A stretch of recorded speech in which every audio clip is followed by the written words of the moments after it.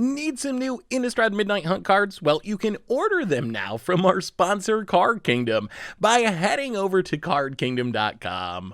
Hello, everyone, and welcome to a super special video. Today, it is time for my favorite video every set release, which is counting down the best Commander cards from the set with Tomer. Tomer, how's it going today? I'm doing well, Seth. How's you?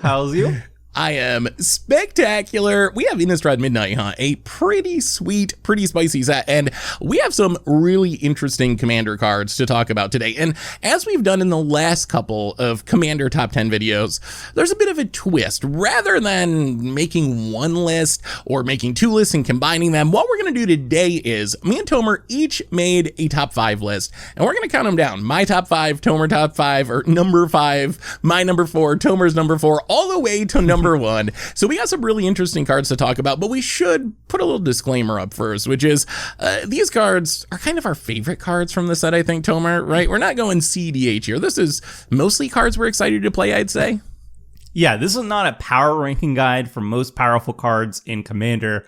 We are not experts in CDH. We cannot, there are more expertise. Whoa, what are those words? I'm going to go that one more time.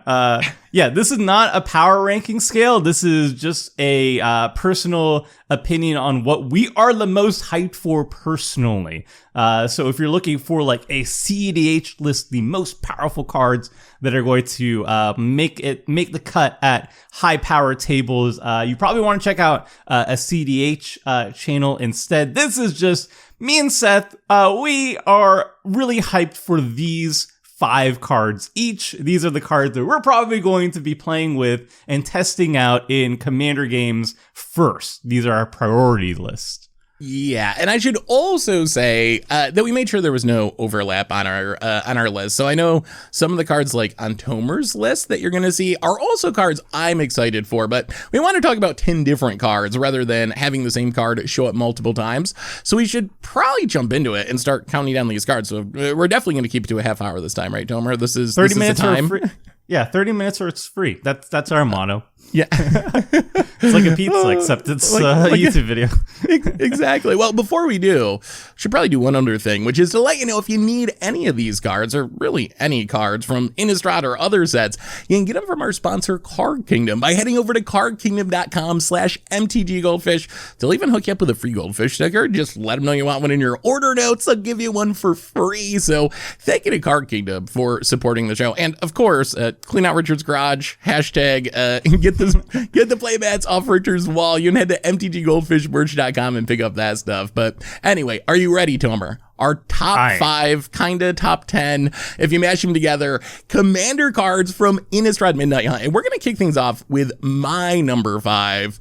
And I can't believe I put this card on my list, honestly. It is Teferi Who Slows the Sunset. The last couple of Teferis, oh my goodness, have been so incredibly miserable. And some of my least favorite cards, even though I love Teferi. But Teferi Who Slows the Sunset, I think, is actually a pretty sweet version of Teferi, and it seems especially designed to potentially be good in the Commander format. So Teferi Who Slows the Sunset, it's +1, untaps a bunch of stuff, or kinda taps stuff, although it's not super helpful because it doesn't stay tapped. -2 gives you an anticipate effect. -7, it's like a super profitative crew fix almost. You get to untap all your stuff every untap. You get to draw an extra card every draw step. So the reason I'm hyped about Teferi is kind of twofold. One is the ultimate seems really good in Commander. If you can get to this ultimate, maybe with the help of like doubling season or something, it's just so much value. It's not an ultimate that immediately wins you the game, but it's going to give you so much value that it probably is going to win you the game by giving you ridiculous amounts of mana,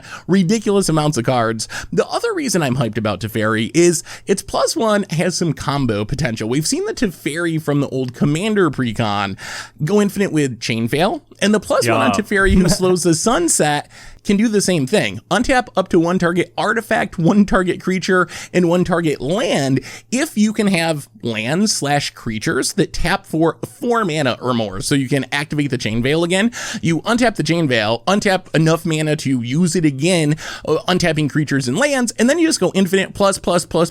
You gain infinite life, and then you emblem a whole bunch of times, and then things get really crazy, where you're just like drawing your entire deck and really going crazy with Teferi. So infinite mana potential, infinite life potential makes me really excited for this Teferian commander, even though in general, Planeswalkers aren't super good in the format. But what do you think about this one, Tomer? I think you're spot on. Combos with the Chain Veil, it might have other combos as well, but I think even if you're looking at the card in a vacuum, in just like a generic Azorius shell, I think this card is really good. Basically, if you're untapping one of your lands and one of your artifacts, if that artifact is like a mana rock, like let's say a Sol Ring, or it could just be like a Signet, you're basically generating 2 or more mana each turn with your +1. And as a 4-mana Planeswalker, this card reminds me a lot of Garruk Wildspeaker, which is a green Planeswalker that I end up running a lot in my green decks because it's just a really efficient ramp source. Like imagine you go like either a Sol Ring on turns 1 or 2, and then a turn 3 Teferi, or like, you know, a Signet or whatever, into a turn 3 Teferi. You untap those 2 things, you cast something else. That's a huge ramp play. This card's like legitimate ramp in many Azorius shells. The only downside is, yes, it's a Planeswalker.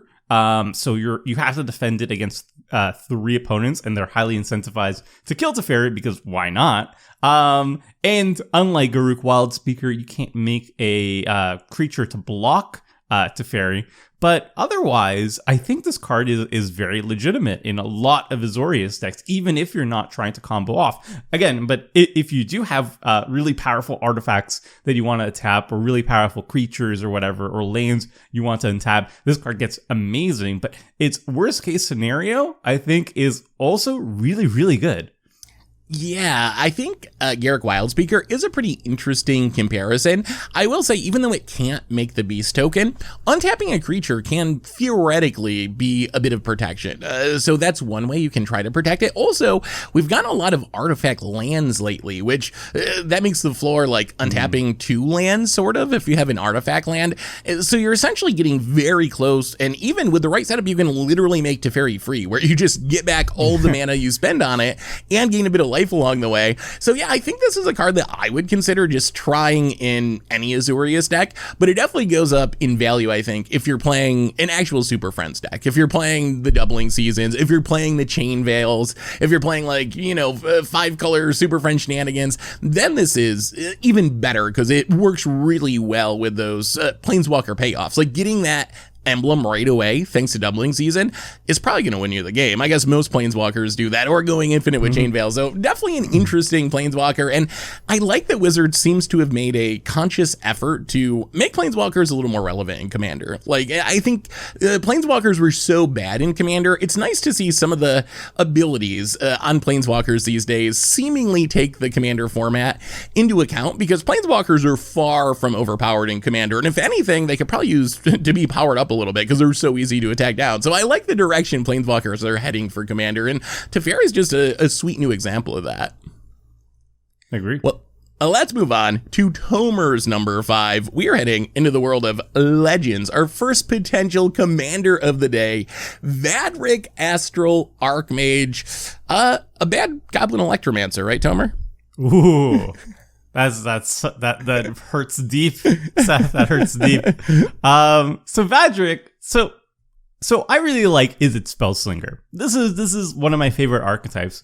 But I will say this about Izzet, that it's very much a cliche that Spellslinger is what Izzet does. It's really strange to me how everybody complains that Boros is all about attacking and is very boring, despite like we have like just a nigh infinite stream of like non-attacky focused Boros commanders these days. But at the same time, anytime we see an Izzet commander, it really feels like it's just Spellslinger every single time.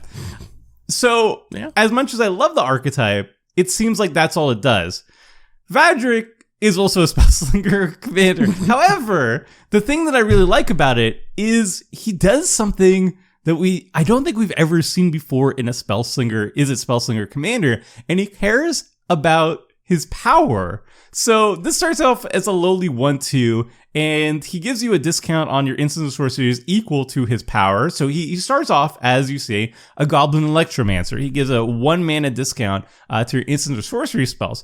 But he grows with the day or night cycle by himself, and he starts giving a bigger discount on your instant or sorceries. And if you have other ways of pumping up his power, he starts giving you a massive discount on your instants or sorceries. So suddenly, if you use like a giant growth effect or whatever the red equivalent is, that I can't think off the top of my head, maybe editor can pop one up. Brute strength, I think, is literally a red giant growth. Yeah. That sounds right. So those essentially become dark rituals with Vadric, colorless dark rituals, but nonetheless dark rituals. So you could start adding these weird pump effects, instant sorcery pump effects into Vadric. Not only to make him a really smashy focused general, you can start hitting people really, really hard with Vadric, but also you can use those to pump out and ramp out these massive spells. And that's really exciting for me. Like, I imagine, for example, in my Vadric deck, I would run like Colossus Hammer and maybe Magnetic Theft to equip it for free or for 1 mana instead. And suddenly you have like an 11 power Vadric, and you can cast all your giant X spells like Finale of Promise and the other one, the blue Finale and the red Finale. I don't remember the names. Blue Sun Zenith, Kraku of Power, all these giant X spells, Epic Experiment. Once you have an absurdly powerful Vadric on the battlefield. And that's really exciting to me. This is something that I've never seen before in Izzet Spellslinger, and it's so new of a twist that I'm willing to not give Wizards of the Coast any trash for not coming up with non-Spellslinger Izzet commanders. It feels different. I think that's an important thing. As you were saying, even though it is just another Izzet Spellslinger commander, I don't think we've had a Izzet Spellslinger commander that cares specifically about its power, and that in turn is making you play different cards in your deck that you wouldn't play in all the other Izzet Spellslinger decks, which sure there are many of. And this was a card when I first saw it, I was kind of like, man, like, I don't know, how often is day going to become night? There's not a lot of Izzet cards that do that. But then people started sending me deck lists. I started to think more about it, and this card can actually do some really crazy things in conjunction with pump spells. We have ways to flash back our entire graveyard. Can you imagine just like how much you can do once you grow the power of Vadric? You can be using Mizzix's Mastery. You can be taking extra turns on the cheap, which you probably shouldn't do that because the rest of the table is going to get really mad, but that is a thing you can do. The huge X spells to wipe out the table, Crackle with power. I think my favorite card, though, is with Vadric is Haze of Rage. Haze of Rage is 2 mana sorcery,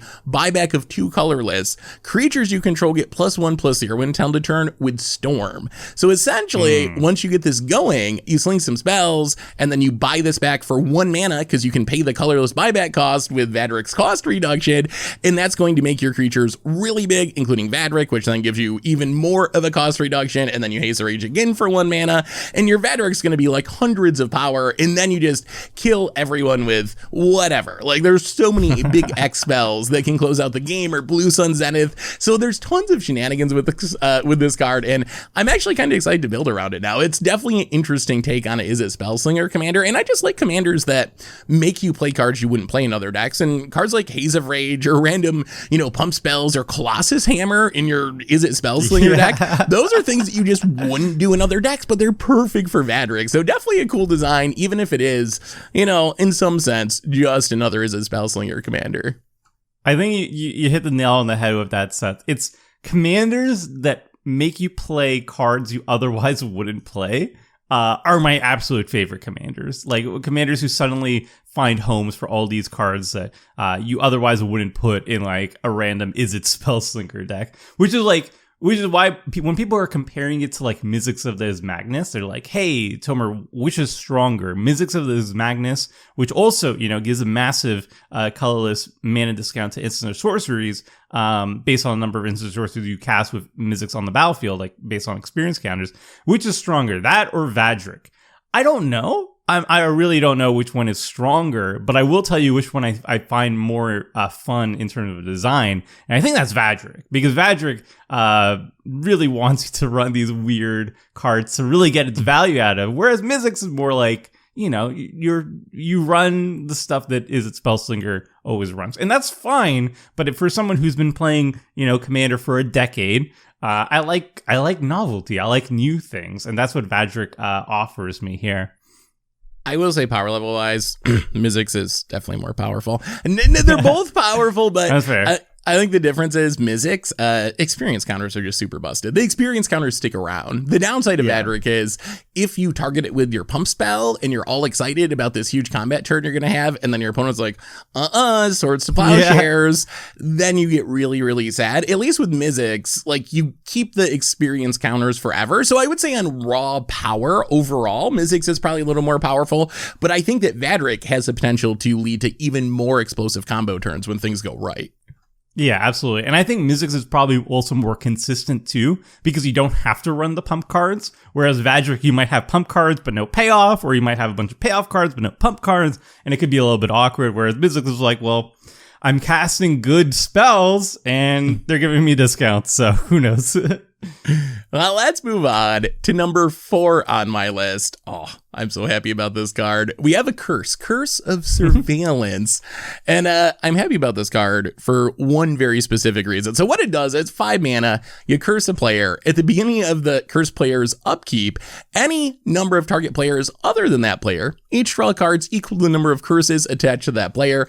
I love drawing cards. We know that. But more importantly, we all know that the real winner of a Commander game is whoever draws the most cards. And if you've watched Commander Clash with Tomer and I, often our games devolve into a battle to see who can draw the most cards rather than actually get someone's life total to 0. This is the card that wins that battle. Like, I put this curse on Tomer. I get to draw cards. I can even maybe get some favor with the rest of the table by letting them draw cards, but Tomer does not get to draw cards. So if we grant that the actual way to win a Commander game is to draw more cards than any other opponent, this is the soul ring of the format. This is the best card in the format. This is the card that lets you actually win the game if winning is drawing the most cards. Plus, I mean, it is 5 mana, draw an extra card at least every turn. So I think this card's really sweet. I like how it targets one player. I like how it powers up if you have additional curses, which you probably will if you're playing this. I think, honestly, outside of the memes of trying to win the card draw war, it's probably at its best in a Curse Tribal deck where you're able to like use Curse of Misfortunes to tutor up multiple curses. We got a really sweet new Curse Commander in the precon decks or in the set boosters. So somewhere. The cards come in so many different places these days. It's hard to keep track of exactly where they come from, but we did get a really sweet new Curse Commander that seems absolutely perfect for the archetype. So I'm really excited about this card. It draws you cards, it wins the card draw war, and Curse Tribal seems like one of the sweet new archetypes that just didn't really have enough support to build like a full-on curse deck. But now with a set with a bunch more curses and probably the best Curse Commander imaginable, I think it's time to build a curse deck in Commander. But Tomer, what do you think? What also, question for you, do you know what happens if we each target each other with one of these? Then I guess it cancels out and and nothing actually happens as far as the card draw war. I mean, I guess we both win in that regard, but it depends who has more curses on the other person, right? Because it does scale up. We might have to do Curse Week for Commander Clash and just everyone play a curse deck and see what happens. Well, I was going to say, like, you're very lucky that I'm not in for this season of Commander Clash, because there would be a fight just to see who could play Linda, because we're both aiming for the same thing. We both want to play the Linda deck and then just curse the heck out of the other person. So we'd probably be ending up with 2 Linda decks at the table at the very least. But you gotta have me on stream so we can do it. Have me on your stream. We'll have Linden Wars. Linda Wars, and we just curse each other while the other 2 people win the game. Worth it. I think this card is cool for the exact same reasons you just said. I don't think it's very good by itself, but you're not running it by itself. You're running it in Curse Tribal deck, and once you have, let's say, 2-3 curses on the opponent, Curse of Surveillance, if you're drawing 2 to 3 cards per turn, it's worth that 5 mana. And also, like you said, you can help out mutual opponents as well. And you can usually use that in a politic way. Like you can say, I'll let you draw a card if you do such and such for me. That could be, don't attack me, or don't use that removal spell I know you have on my thing. But you can definitely barter it, right? Group hug decks might just want to let everybody draw cards without any strings attached, but I definitely will want something in return if I'm using this. And you can even put it on yourself and try to mill out the rest of the table by forcing your opponents to draw cards. I wouldn't recommend it, but technically that is a plan. That's true. All right, let's move on to Tomer's number 4 card. We have another legend. Adeline Resplendent Cathar, a new human knight that makes a bunch of tokens. It gets really big when it attacks. Tomer, what are you doing with this one? Okay, so this card is a powerhouse. I know this is not like a power ranking thing, ranking video, but this is definitely a powerhouse. One of the stronger cards to come out of the entire set. For 3 mana, you get a 4 toughness vigilance creature whose power is equal to the number of creatures you control. So when Adeline is on the battlefield by herself, it only has 1 power, but it's whenever you attack for each opponent. So in a 4-player free-for-all game, you're going to have 3 opponents most of the time. So for each opponent, for your 3 opponents, you create a 1/1 white human creature token that's tapped and attacking that player or planeswalker they control. So this attack trigger only needs you to attack with a single creature, and that creature doesn't have to be Adeline herself. So if you don't have a good profitable attack with Adeline, you can just attack with whatever else that has evasion or is big enough to survive combat, or you don't mind sacrificing. And every single time you're attacking, you're going to be making 3 tokens. Which is absolutely insane. 3 tokens that are immediately attacking. This is better value than any other 3 mana or even 4 mana creature that I can even think of that generates tokens on combat. Like, I was comparing it to like Hero Bladehold. It's better than that. I was comparing it to Brimaz. It's better than that by a lot. Making 3 tokens per turn, per attack is absolutely insane for a 3-drop. And just the first time you attack, if you just have Adeline and you attack, for example, Adeline is now swinging as a 4 power creature. She can easily become like a 10 power creature or even higher without much effort at all. And just the amount of tokens you're making is absolutely bananas. So I see her either as a commander, which would be probably like some blend between Voltron and Go Wide, because she does both at the same time. You can be smacking people with an evasive Adeline very easily, while also if Adeline ever gets shut down, you'll have a big army of tokens, and you can just start pumping those up as well. She works incredibly well with like Cathar's Crusade, for example, where when you make 3 tokens, suddenly you put 3+1/+1 counters on all of your army each time you're doing that. That's kind of insane. She works really well with Anthem effects, and also her tokens are all humans, so she's fantastic in any human tribal deck as well. My favorite is Trin and Silvar, which is Mardu human aristocrats, but there's also Jurin something. Editor, help me out. This is the Mardu Go Wide commander that pumps up all your humans, gives them +2/+0.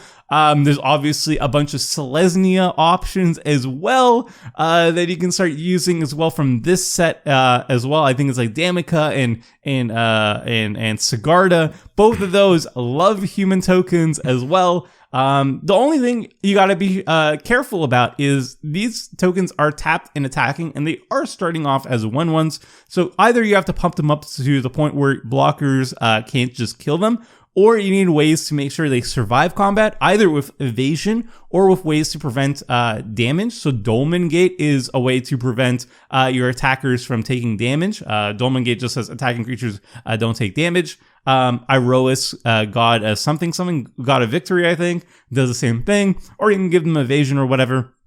Either way, a 3-drop with this much value packed in is absolutely insane to me. Yeah, this card is super crazy. As far as playing as a commander, I think it's fine, but I'm mostly excited for using this in the 99 to power up other commanders, and there's so many synergies. You mentioned a lot of them, and there's some that are even better. Like you have like General Kudrow, which lets you sacrifice 2 humans to blow up a big creature. Like there's ways even in the human tribe that you can take advantage of these humans, even if they're kind of chump attacking, which they are going to be doing on some board states.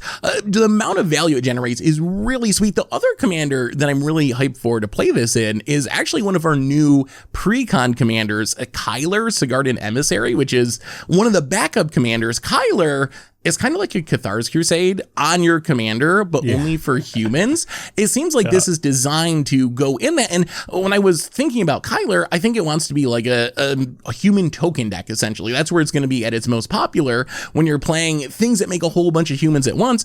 And Adeline is exactly that. If you have Kyler out, you're getting these 3 humans. Those humans are each going to trigger your Kyler to put counters on it, and those counters are going to grow the rest of your team. So this is actually making like 4/4 tokens at a minimum every turn, which is really scary. So there are all kinds of homes for this card. And yeah, I really like it. Like it's just a really powerful effect for human token decks, and even just generic token decks where you have your doubling seasons and anointed processions. Like you don't have to really play off the human sub theme. Even in just a generic token deck, this is a ton of value with all of your token payoffs and synergies. Yeah, we were focusing on humans just because like that's kind of what the set is about, but like any go wide deck is going to love those. Like Risa Redeemed, for example, you're making 3 tokens and then you double it with Reese.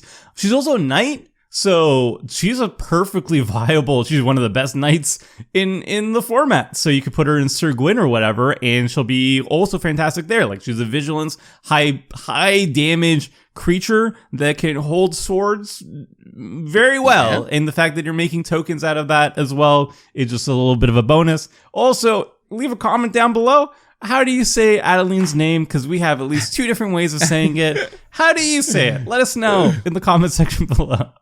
I'm sure, however I said it is the correct way. I'm known for my on-point pronunciations. Me too. All right, let's move on to number 3 on my list. We have a card that I think might be a bit of a sleeper, Mask of Grizzlebrand. So Mask of Grizzlebrand, a new equipment, a black equipment, gives a equipped creature flying and lifelink, and when it dies, you can pay X life, where X is its power, and if you do, you get to draw X cards, and it's 3 to equip. Mask of Grizzlebrand, the downside is it's a black card, which is a little awkward in Commander because the most popular equipment colors are like Boros, mono red, mono white. Black isn't traditionally, one of the best equipment colors. However, I think this is actually a really powerful equipment. I don't want to make this comparison, but it's a little bit like a skull clamp that takes a lot of extra steps and costs a lot more mana. But I'm imagining in a sacrifice style deck, let's say, you're just putting this on a creature, you're attacking with it, and then you're sacrificing that creature and you're drawing a ton of cards. Sure, you got to pay life, but if you get in a hit with the creature before you end up sacrificing it, that's fine because you gain that life with the lifelink of Mask of Grizzlebrand anyway. And plus, just flying lifelink in some sort of life gain shenanigan deck seems really good. My only concern is 3 to equip is a lot. Part of what makes Skull Clamp so powerful is 1 mana to equip, and it also kills the creature, so you don't need to be a sacrifice deck. You can do it all with just Skull Clamp if you're playing a bunch of weenie creatures. 3 to equip, it does mean it's a lot to move around, but in a Korvald style deck or some other sacrifice or aristocrat style deck, I feel like this offers a really, really powerful source of card advantage that's repeatable, that you can be doing every single turn, that already works well with the theme of your deck. But I'm curious, what do you think about this one, Tomer? Am I hyped about this for no reason, or does this have a chance to be good in Commander? I think it's good value. I agree with you. I saw a lot of the comments when Mask of Grizzlebrand was first previewed, at least like on Reddit and such, and people were pretty down on it. And yes, it is kind of clunky, and it doesn't compare favorably to, let's say, Skull Clamp or Greater Good. A lot of people were saying like the triggered ability is like Greater Good, except Greater Good doesn't cost 3 mana to equip the creature, and it also sacrifices the creature for you. Can you imagine having Greater Good and this, and you sack it? That's so many cards. That's so many cards. So many cards. And then you get to fill your graveyard full of stuff to reanimate. And also, I mean, flying and lifelink is not like two irrelevant keywords. Like sometimes you just have a big beater and you need to gain some life or you need some evasion. You'll equip and you start doing some big life swings as well. So that's not irrelevant. And yeah, the triggered ability, yes, it costs 3 mana to equip. Yes, you have to have a sack outlet, and yes, you lose life. But in a sacrifice deck, you're probably going to have a sack outlet, right? And the pay life, I mean, you have lifelink, so you're probably going to equip the creature, swing, right? You're going to swing, you're going to deal that damage, extra damage probably because you now have flying, so you get around blockers. You gain some life, and then you immediately have that life that you're going to be paying when it dies when you sacrifice it. So it definitely works with itself very well. Like, you gain that life, you deal some extra damage, you immediately pay for it when you sacrifice the creature afterwards. It does everything I want. I mean, if I keep paying 3 mana every single turn or whatever to draw 5 cards, that's a great rate. It doesn't have to be great or good. It doesn't have to be Skullclamp, like the 2 most busted sacrifice draw cards in the format. It doesn't have to be up to par with those for this card to be a fantastic addition to black sacrifice decks. I feel like the bar doesn't need to be at the very tip top of the format. It's good. I'm gonna run it. I love it. Yeah, I really like this card too. This is just one of my personal favorite cards from the set. I think you got stuff like Corvald. You have Graven decks seem to work really well with this. This kind of goes right along with what Graven wants to do.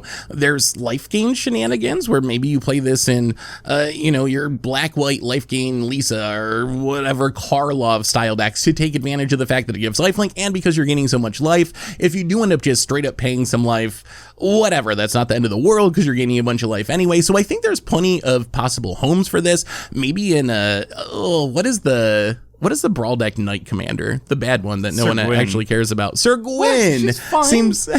It seems good. She tries hard. It seems good. It seems good in Sir Gwyn with a free equip. That's another potential home for it. So I like this card. I'm gonna. Well, I mean, it's compared to Corvald and Chulain and Alea. Like, it's compared to like the most broken commanders I've printed. So it's like when people are complaining of Massive Grizzle event, and they're like, well, when Dark Petition was revealed, like this, it's literally a demonic tutor in Spellsling, where people are like, oh, well, it's not demonic tutor, it's not a vamp tutor, this card sucks. It's like, what? Why is the bar at the top of the format, guys? Come on now. Right. I mean, I like this card. Yeah, I like this card too. Let's keep moving on before we get too sidetracked. Tomer's got all the commanders on his list. You got the legends, I got the non-legends. Coming in number 3 on Tomer's list, Rem Carlos Stalwart Slayer, a new Boros bird commander. Tomer, what are you picturing with this one? So, Pelican Tribal? For people, yes, that's if this was a Richard list, he would put this at the top and he'd be like Pelican Tribal. Bird Tribal is too strong. We have to go deeper. No, I like this card because one of my favorite pet archetypes in the format for like many years now is Boros Burn. Like back in my day, when people were complaining about Boros being all about attacking, I really liked playing Boros control decks, which were basically focusing on lots of different earthquake effects. Basically, you would have these earthquake effects that would double as ways to get rid of your opponent's creatures and deal damage to them at the same time. And you'd use a bunch of white cards to prevent those earthquake effects from harming your own creatures. So it would turn those earthquake effects into asymmetrical effects. And the first time I started brewing with that was actually with Shadows over Innistrad 5 years ago.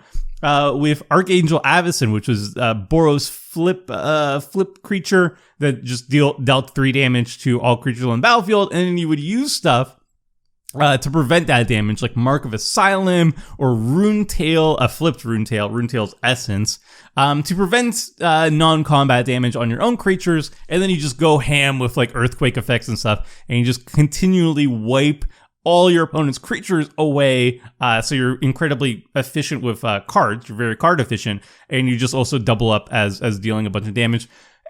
after that point, we saw a Fire Song of Sunspeaker that kind of like coalesced that idea of a Boros burn, where you would run a bunch of earthquake effects and you would gain life, and then if you would gain life, you deal damage, and it worked really well. But Fire Song and Sunspeaker, it costs 6 mana. It's very clunky to play. I was very disappointed actually running that card because, you know, you'd play Fire Song and it would immediately die, and then you're like, what are you gonna do? Spend 8 mana to do it again. And then we got like Tajik, but nobody cares about Tajik. I actually literally forgot Tajik existed when like the week after he was printed. I didn't like Tajik. But now we got Rem, and Rem is the best out of all of them. This is just a 3 mana commander, so if he dies, you can actually recast him without too much effort. He has flying and haste, which is actually super relevant in an earthquake deck, because earthquakes generally avoid hitting flying creatures. So if Rem flies, he protects all your other creatures, and he himself is protected from your earthquake effects, which is really nice. He prevents damage to also you as well, so earthquakes don't even deal damage to your own face. Your pretty face is untouched. And he even comes with a little bit of extra spice. If a spell would deal damage to an opponent or a permanent they control, it deals 1 extra damage too. So suddenly all your earthquake effects, all your burn effects are dealing that much extra damage, but it also helps your opponents out too. So if your opponents are hitting your mutual enemies, they're dealing a little bit of extra damage too. So a little bit of like a little Gisela effect. So that's great. I don't know. That's a lot of value packed into a 3 mana commander. And I'm really excited for some Boros Burn, Seth. I'm really excited for Boros Burn. I am mostly excited that it means I will always draw cards with Wheel of Misfortune now. I have found a way to Wheel of Misfortune for any number I want to, get the wheel effect, and not immediately lose the game, which has happened to me multiple times with Wheel of Misfortune. But really, I think this card's pretty powerful. Like, it definitely is. It's much cheaper than Fire Song and Sunspeaker, which you're right, 6 mana is a lot. It dies really hard to get back on the battlefield. Having flying is a huge upside. You can do all the earthquake shenanigans. You have plenty of ways to protect it if you want to. There's things you can use to give it protection. You can use Dark Steel Plate to make it indestructible, and that turns on even more mass sweepers. And then you also have some new cards that are kind of interesting, like Torolf and the other like excess damage payoffs we've gotten. Torbrand. So it feels like Wizards has kind of been pushing this Boros Burn archetype for Commander a little bit. So I like it a lot too. Like, it's a better version than previous ones, and it kind of opens up a new archetype, because you're right, the previous Boros Burn commanders just haven't really been impressive enough for it to become a real, you know, super fun archetype in the format. I think Rem might be what changes that. Yeah, Rem is one of my most hyped commanders. He's probably my second most hyped commander in the entire set, and oh man, I'm so excited to play him. Let's move on. Number 2 on my list, we have one of my favorite commanders from the set, Slogurk the Overslime. Just a nice little Simic commander that is, I know, kind of like the Is It Spellslinger commander we were talking about. Slogurk does care about lands, so in some sense, it's just another Simic land commander, but this cares about lands in a very different way than a lot of the popular Simic commanders. This cares about lands going into the graveyard, so it's kind of this cool self-mill style commander. Lands go in the graveyard, it grows, then you can remove counters from it and bounce it back to your hand to get lands back from your graveyard to your hand, so you have a Life from the Loam style effect, potentially repeatably, where you're able to keep getting back lands, and then those grow the Slogurk. So that opens up some synergies anyway. Just that by itself opens up landfall synergies and so forth. But I think this is actually a really weird and interesting take on kind of a Voltron commander. That's how I'm picturing this, is you play this, and then you have your fetch lands are growing it. You have your self-mill effects that are growing it. I mean, there's even ways to just straight up combo with this. You can play Hermit Druid and have your deck not really be playing basic lands, and one activation is going to make this into a 40 power one-shot trampling creature that just kills your opponents really early in the game. So you got Scapeshift style effects that can get the lands in and out of the graveyard to grow your Slogurk. So I actually think this is a really interesting build around. This is a commander that I'm just most intrigued by. I don't actually have the full deck list yet, but I like recursive, like graveyard land shenanigans. I love Life on the Loam style deck, so I'm really hyped to build around Slogurk, and I actually think this is a commander that has a lot of potential to be a really strong commander. But Tomer, what do you think about this one? So I didn't think about any of that when I was looking at it the first time. Maybe I kind of just like skimmed over the +1/+1 counter bit, and I definitely did. I definitely did. You know what? I slept on that part because I looked at the other two abilities and I'm like, this is fine. It's like when I looked at it, I was like, this is a nice low power version of essentially Tetyova Benthic Druid. Like, let's say you have a Tetyova deck, and it's great at mid-power decks. It's great at higher power decks, or higher power tables. But at low power tables, you know, Tetyova kind of just does her thing, draws too many cards, and eventually just wins the game. And it might be too oppressive at low power decks. So you could just swap out Tetyova with Slogurk, and they do the exact same thing, essentially. I mean, well, they fit the exact same shell, essentially. They could, where, you know, you play Slogurk instead of Tetyova. Instead of, you know, drawing a bajillion cards, you're getting some lands back from your graveyard, and you have a slightly bigger tramply creature, and that's fine. But now you're like, oh my god, you can Hermit Druid, start one-shotting people with a tramply giant ooze, and I'm starting to respect it a little bit more. This card looks a little bit better than I initially gave it credit for. It works really well with like dredge effects and whatnot as well. It reminds me of kind of like a Simic version of the Gitrog monster, where the Gitrog monster, if you're doing all that sort of stuff, the Gitrog is just drawing you a bunch of cards. This one puts a bunch of +1/+1 counters, and on a trample creature, that means somebody is gonna die. And I also like it with other like weird synergies, like Walk the Aeons, I believe, is a extra turn spell that has buyback. You have to sacrifice 3 islands. So if you cast Walk the Aeons, sacrifice 3 islands, you could return those 3 islands from the graveyard with Slogurk immediately. Next turn, recast it. If you have any way of playing extra lands per turn, like Azusa, for example, you can easily set up like infinite extra turns and whatnot. But even if you don't, you know, taking a bunch of extra turns every once in a while is really sweet too. So there's a lot of things you can do with it. There's also an ooze, a Simic ooze. So if you really want a Simic ooze deck, ooze tribal, Slogurk is your ooze for that as well, and that's cool. So this card, you kind of sold me on this card being a lot better than I initially gave it credit for, Seth. There's also a cute little combo with Ayula's Influence. Enchantment lets you discard a land to make a 2/2 bear. So you can discard 3 lands to make 3 bears. Then you pick up your Saga, can get the lands back and replay it, and then make a bunch more bears. Like, it is limited by mana, but you can make like a lot of bears each turn if you have a bunch of mana just by looping this back and forth. So there's actually like a lot of really sweet shenanigans and synergies for this card, and I can't wait. I think this is the #1 commander on my list that I just can't wait to build and play with as soon as the set comes out. After Linda, of course. Yeah. Other than that, but anyway, let's move on to Tomer's #2 card. #2 on Tomer's list, we got a random little uncommon, Morbid Opportunist. What do you think about this one, Tomer? When I saw this card, it's okay. So the actual text on it is whenever 1 or more creatures die, draw a card, but you can only do it once each turn. And when I read that, I thought, once each turn, that kind of kills it for me. What are you thinking with this one? So once each turn means it could also be on your opponent's turn.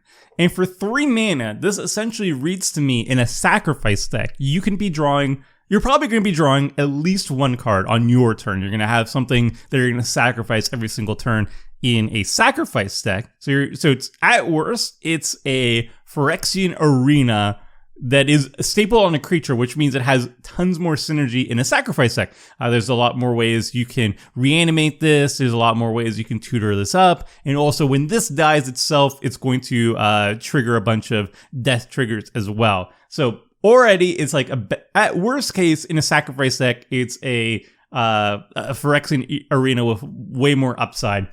Best case, though, if you can sacrifice something on every single person's turn, you're drawing up to 4 cards each turn cycle in a 4-player deck, which is absolutely insane.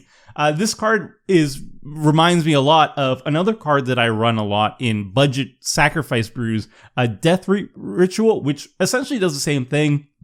It's a 4 mana enchantment, but it's Golgari, and it says at the beginning of each end step, if a creature died each turn, you may draw a card, so it's morbid.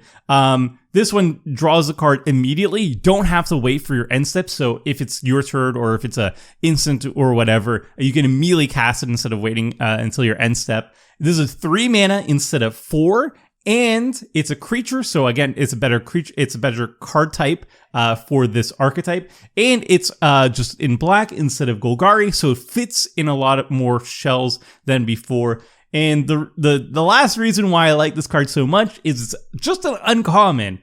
If you're comparing it to like Phyrexian Arena, which again I think is an overrated card, but Phyrexian Arena is like what? It's like a $10 card or whatever. This is going to be like less than $1. This is going to go into every single budget sacrifice deck I ever make, I think, until, you know, if it ever spikes or whatever, like goes like the way of Pitiless Plunderer or something like that. This card is fantastic. It's just like a great card draw engine in any sacrifice deck. It's going to be an auto include in any of my budget versions, and I think it's still going to make the cut in non-budget versions as well. Like imagine like you have this plus like an Ophiomancer plus a sack out like Viscera Seer. You make a snake, you sacrifice the snake to Viscera Seer on your turn, you draw a card. On your opponent's turn, you make a snake, you sacrifice a Viscera Seer, you draw a card with the opportunist. You do that over and over again, you're drawing a bajillion cards. It's great. They die, whatever, you reanimate it again, everybody's happy, you draw a billion cards, your opponents cry, you eat their tears, you drink their tears, and it's great. I love drawing cards, Seth. Oh,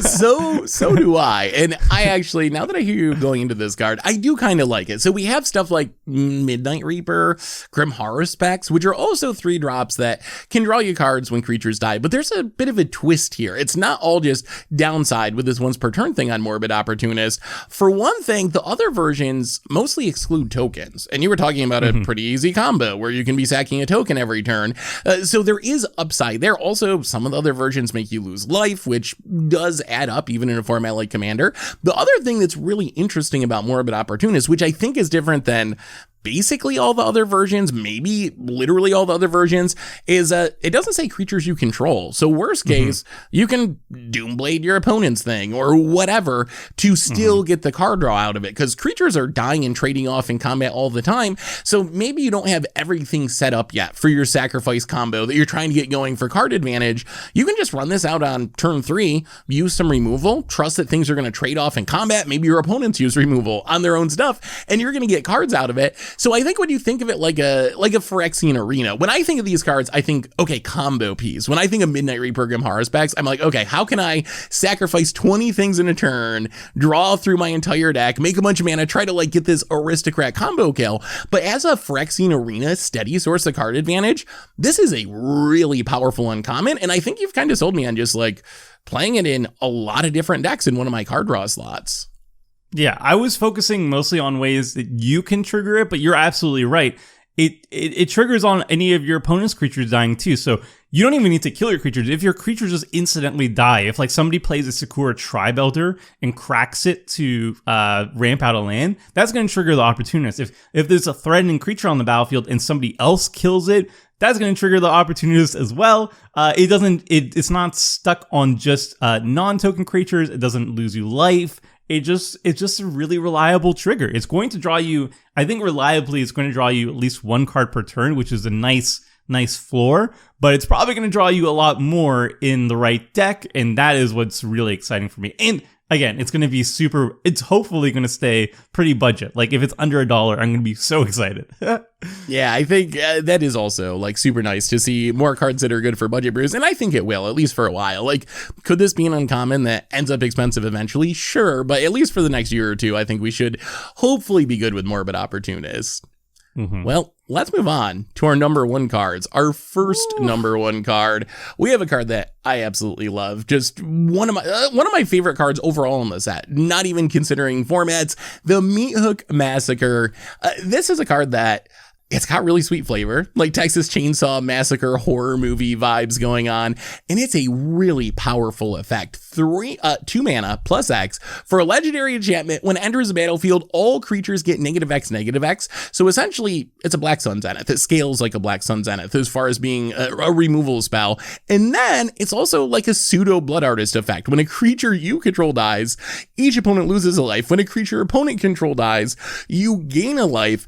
This card is super, super crazy to me. I love Blood Artist effects. I love Aristocrat style decks. Those are some of my my favorite decks to play. I just love the synergies we were just talking about, sacrificing your own stuff for value to draw cards.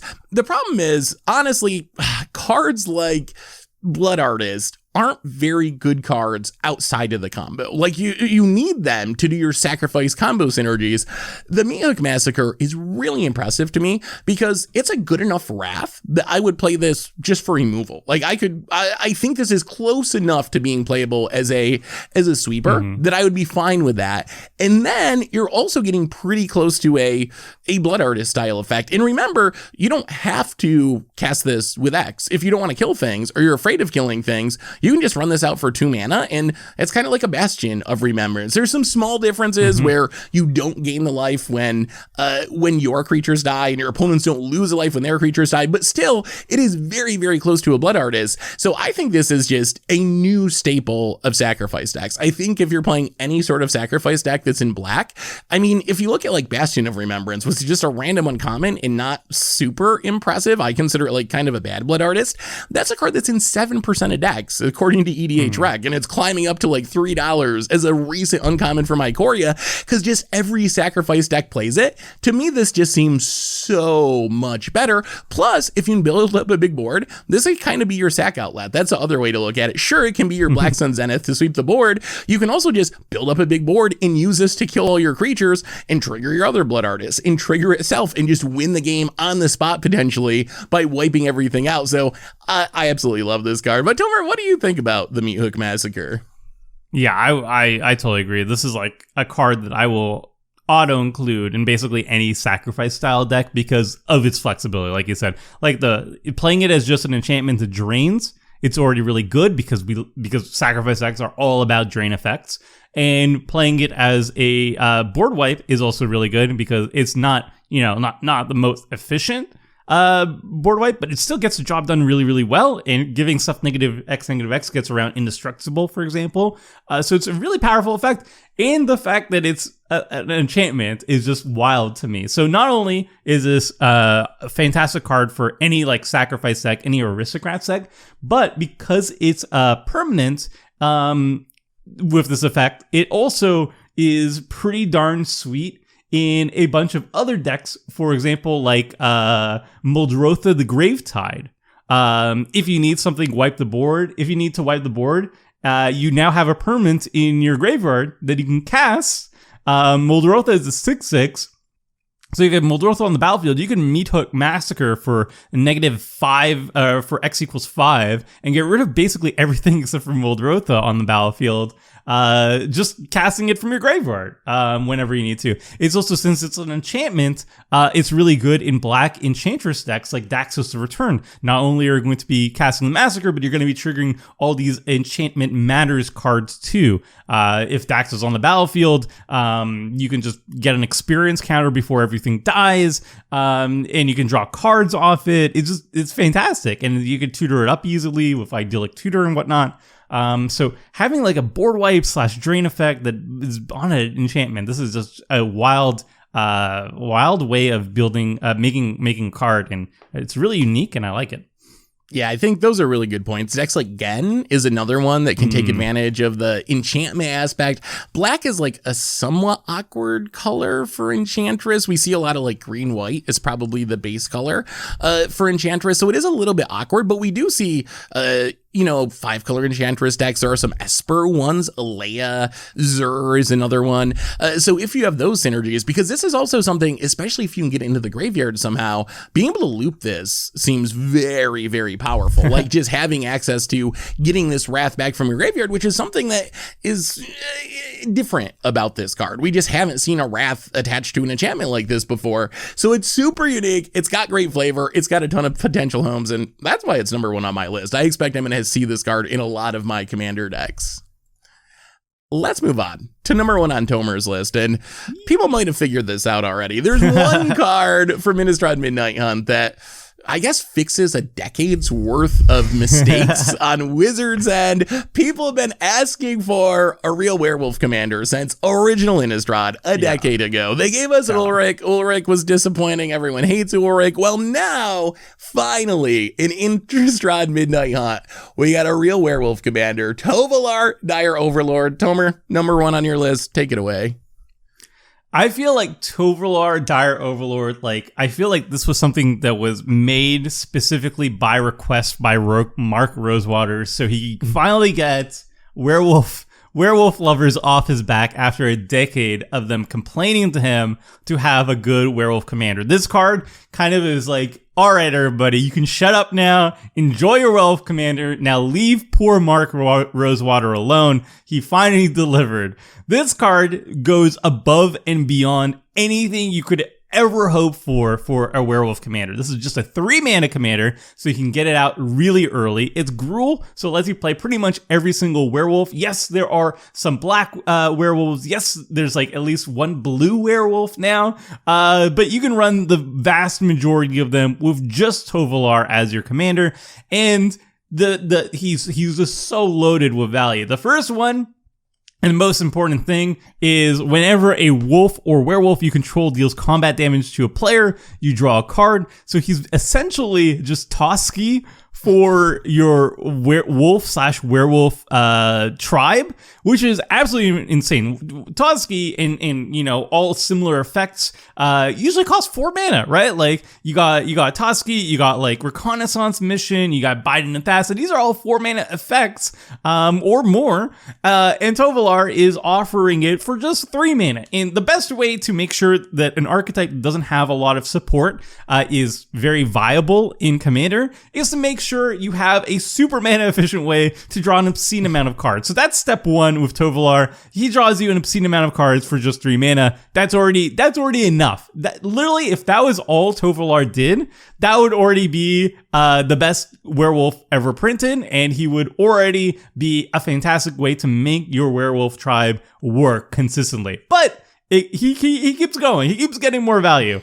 At the beginning of your upkeep, if you control 3 or more wolves and or werewolves, it becomes night, and then you transform any number of human werewolves you control. So now, as long as you have Tovolar and 2 other wolves and or werewolves, you now get to transform all of your werewolves at the beginning of your upkeep, which is, again, this is exactly what werewolves want. They need to transform to their better side. Tovolar just hands it out basically for free. Having 3 things on the battlefield is very simple to do. Then when he flips over, you still get the Toski card draw, which is obscene, but you also get a Kessig Wolf Run effect. You can dump all your mana on your turn to pump your creatures, start killing your opponents, or at the very least trample over any chump blockers so you can still draw those cards off Tovolar. All of this for 3 mana is absolutely, it's almost hilarious how good they made Tovolar. And I would say this is a little bit concerning, considering how much value they put in, but also at the same time, werewolves are not the strongest tribe. I would say they're probably lowish power, low mid power. So Tovolar is a great way to just kind of make sure from Wizards of the Coast perspective that werewolf tribal is going to be a decently strong archetype in Commander. Tovolar does a lot of heavy lifting for the tribe, smooths out those awkward draws because a lot of the werewolves are kind of bad. There's some good ones, but there's a lot of bad ones. Tovolar kind of smooths that all out, helps them all transform so that they're all suddenly very respectable, I think. Yeah, this card is so crazy. Like, not only is it the perfect werewolf commander, I think there's an argument that this is just the best tribal commander for any tribe that Wizards has ever made. Like, this is exactly what you want to make werewolves good. And in some ways, I get what you're saying with it's almost concerning how good it is, and I kind of wondered that too, like attacking when your thing deals damage, draw a card onto any tribe is going to be like pretty busted, and it doesn't really specifically refer to werewolves in any way. So in some ways maybe they took the easy way out, but I think they wanted to make sure this card was a hit after the debacles with previous werewolf commanders, so I can't really blame them for doing that. And the end result is a really, really strong commander, and I think that werewolves need a really strong commander because, as you said, they're not the most powerful tribe. They got a lot of overcosted tribe members. You got the weirdness of flipping back and forth, and some of them, their front side is a lot less powerful than their back side. So they need a good commander, I think, to keep up and be a real decking commander. But I think Tovolar is that. Like, Tovolar is exactly what you need. And I think this is going to be the most popular commander from the set by a long shot. Like, we've seen the prices of many old werewolves spiking already. People are apparently already getting ready to put together their Tovolar deck. So I expect we're going to see a lot of Tovolar decks in the near future, and I think they're going to be really fun to play. Like, you got a handful of cards. That's all you want in Commander, is to be able to draw a lot of cards so you can play more things, so you can draw more cards, and Tovolar gets that done. So I really like this card. I think this is the commander from the set, and it's finally the werewolf commander. It took us a decade to get there, but Wizards finally knocked it out of the park with Tovolar. And I think, like, this is the werewolf commander. I don't expect we're going to see another werewolf commander for a very long time. Like, we only see werewolves in Innistrad. It will be really hard. Like, if we go back to Innistrad in another 5 years, I am going to be shocked to see if they can find something that's even more busted to top Tovolar. This is going to be the best for a long time. This is the Edgar Markov of werewolves, but like even better than Edgar Markov. It's just to help prop up, like a slightly weaker tribe. So I think people are going to be really happy with this. When you see it in action, you're going to be really happy about this, and I'm excited to play it finally. And I think the fact that werewolves is a tribe that only shows up once in a great while, basically once in a blue moon. Once in a blue moon, we get some werewolves. Basically, when we go to Innistrad, I think that means they need a good commander, because you see, like, humans. It kind of concerns me. We didn't talk about any humans today, but humans are getting like big mana production now and all this stuff. Like, humans gets better set by set by set. Almost every single set, there's really powerful humans. So your human tribal deck, every single set release, is slowly getting more and more powerful. Werewolves aren't like that. Werewolves get 20 cards every 5 years. So to make werewolves playable over the next 5 years until we get more werewolves, they need something like Tovolar to like lead their deck. So I think in this case, I think Wizards is right to err on the side of pushing Tovolar too far almost. Like, I think the danger is Tovolar is another Ulrich and not exciting or really good enough to make people want to play werewolves. And then I think Innistrad would kind of be a failure to some extent, especially considering how important Commander is, how werewolves was pushed so hard from this set, and the history of werewolves in Commander. So I think Wizards made the right choice to err on the side of pushing it really hard, because once you get these Innistrad cards, you're probably playing essentially the same werewolf deck for the next 5 years, and you're going to need a card like Tovolar to keep that deck going when you're not getting those incremental upgrades set by set. Yes, and I feel like the resounding message here is leave Mark Rosewater alone. Don't you dare complain to him. It has 3 abilities that references werewolves, all right? You did enough. You leave him alone.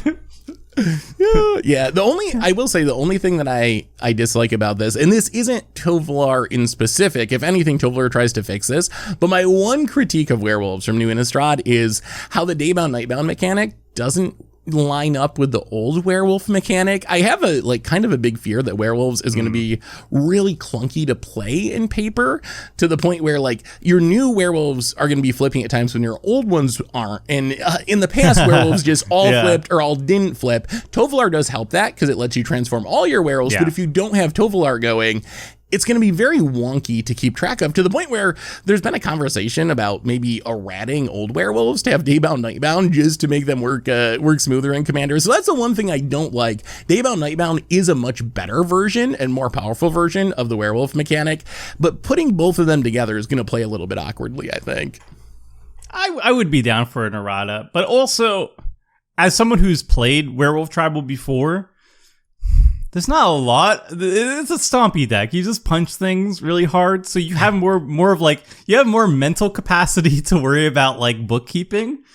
I'm not saying that's a slight, like you're like a dum-dum if you're playing Werewolf Tribal. I'm just saying, for me, when I was playing Werewolf Tribal, I didn't have that many decision-making points. So I'm fine with. Isn't that kind of on flavor for werewolves? Isn't that like what werewolves kind of do? They just turn into these big monsters and go maul everything. Yeah, like so that kind of makmakes perfect sense. I think if I could track it, probably other people could track it too. But who knows? I'll probably screw it up. You know, like I'm putting my foot in my foot in my mouth. Yeah, that's the word. Right now, as I'm calling it, where I'm going to punt with tracking them. But we'll see. Anyway, I like it. Well, anyway, I think it's probably been a half hour by now, I would say. So we should probably wrap it up and keep it in under time, which means that brings us to the end of our top 10/top 5 Commander cards from Innistrad Midnight Hunt. Tomer, thanks for hanging out and doing it. It's always so much fun. My pleasure, Seth. I love doing these.